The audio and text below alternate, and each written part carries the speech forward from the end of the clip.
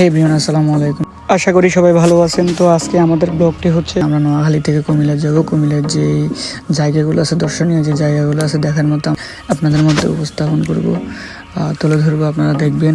তো আমরা রওনা দিচ্ছি আমাদের মেজদি, নোয়াখালী মেজদি থেকে, যে পলিটেকনিক্যাল স্কুলের সামনে থেকে যে 0-0 করে দিছি। আমরা দেখি যে কত কিলোমিটার ওই কুমিল্লা পর্যন্ত।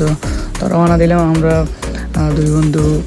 তেলের পাম্পের দিকে গেলাম, পাম্পে পায়রা পাম্প নামে পরিচিত। ওইখান থেকে আমরা তেল লোড করলাম। আমরা দুই বন্ধু অনেক দুষ্টামি করলাম, ক্যামেরা ধরছে নিশান। তো তেল নেওয়ার পরে আমরা আবার রওনা দিলাম কুমিল্লার পথে। তো আমরা দুই বন্ধু যাওয়ার পথে অনেক দুষ্টামি করতেছি। আসছি লালমাই বাড়ি, কুমিল্লা কোটবাড়িতে আসছি। আমরা নোয়াখালী থেকে রওনা দিলাম, এইমাত্র আসি নামলাম কোটবাড়িতে। তো আসলে আস্তে আস্তে বৃষ্টিতে ভিজছি। আবার মাঝে মাঝে কিছু ফ্রেন্ডের সাথে দেখা হয়েছে, তাদের সাথেও সময় কাটাইছি। সব মিলিয়ে আমরা এইমাত্র আমরা এই যে কোটবাড়িতে আসি। একটু পরে দেখবেন যে কোটবাড়ির যে ভিতরে যে দৃশ্যগুলো।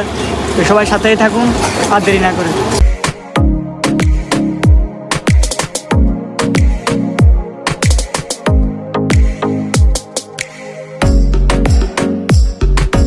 অবশেষে আমরা কুমিল্লা কোটবাড়িতে অবস্থান করতেছি। আসলে কোটবাড়ির যে জায়গাগুলো আমরা এগুলো আপনাদের মাঝে উপস্থাপন করব, আপনারা একটু দেখবেন।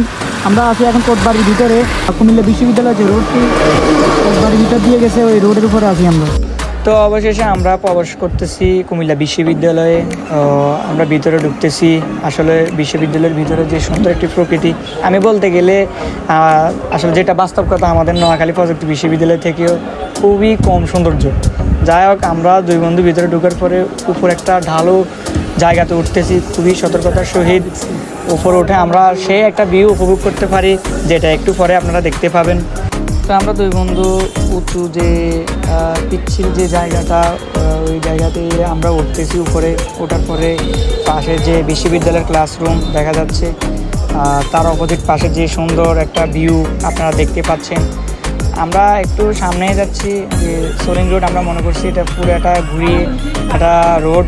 পরে দেখি যে না, আর ওইদিকে নাই, এই সামনে একটা ভিউ দেখতে পাচ্ছেন।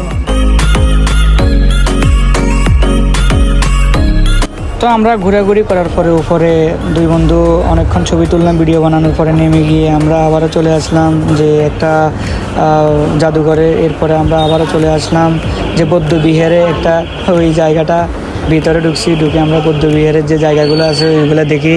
আমরা আবার ভিতরে না ঢুকে আবারও ব্যাক করলাম। তো আর দেরি না করে হাই রোডে উঠে পড়লাম, যেহেতু আমার একজন ব্যাটালিয়ন স্টাফের সাথে দেখা হয়ে গেছে। আমার প্রিয় কুমিল্লা রেঞ্জে সবার সাথে একটু দেখা করে আসবো, ঘুরে আসবো।